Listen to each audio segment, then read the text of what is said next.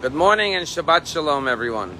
This week's Torah portion has a very painful episode.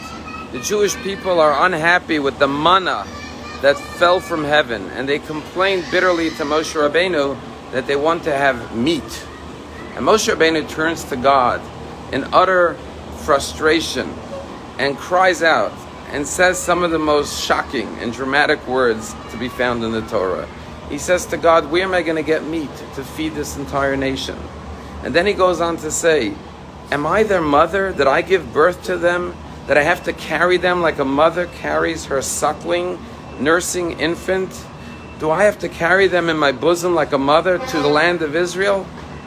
He says, God, what did I do to deserve this?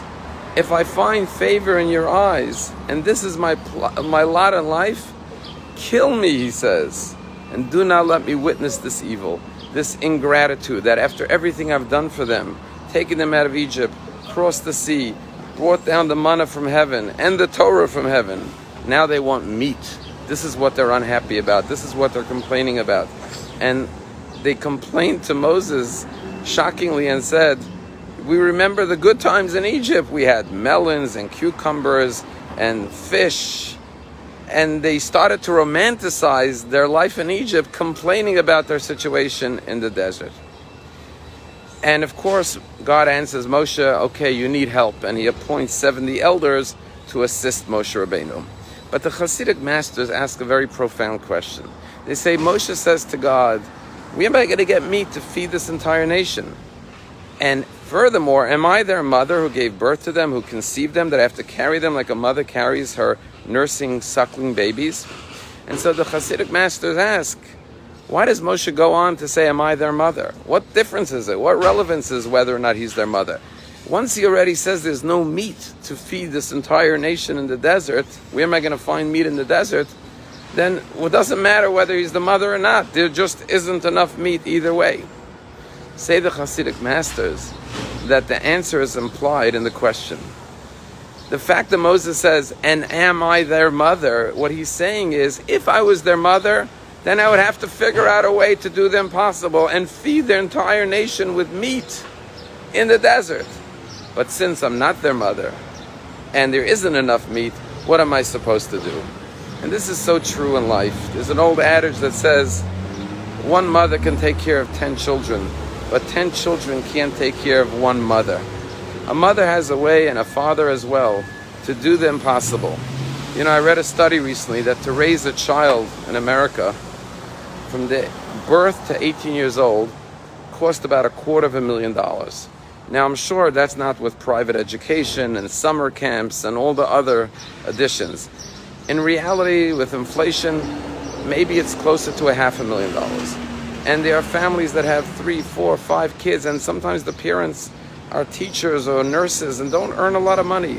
And your question is, how do they manage to find all that money to raise their children and give them the best education and send them to college, which is past 18 years old, which easily could be another $250,000 per child?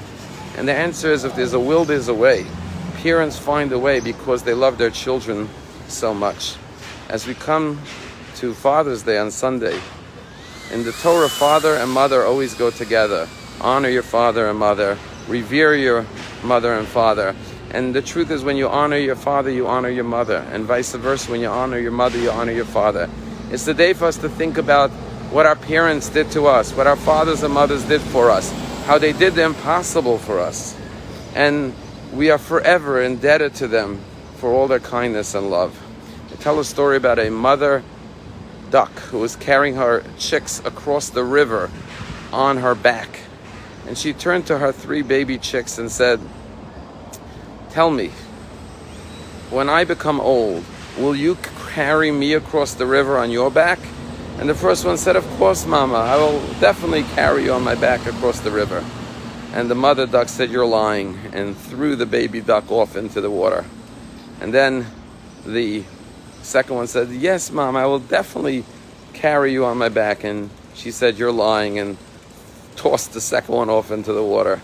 And then the third duck, baby duck, said, Mom, I can't promise you that I'll carry you on my back when you become old.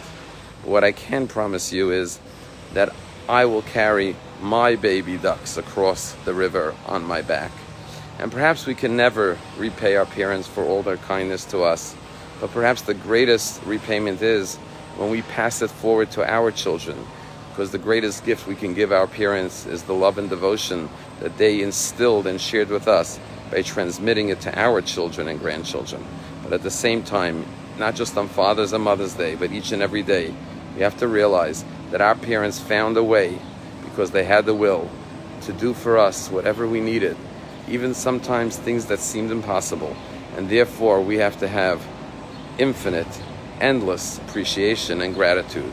So this Shabbat, come with your father to shul, celebrate Father's Way through prayer, through Torah study, and have a wonderful Father's Day Shabbat.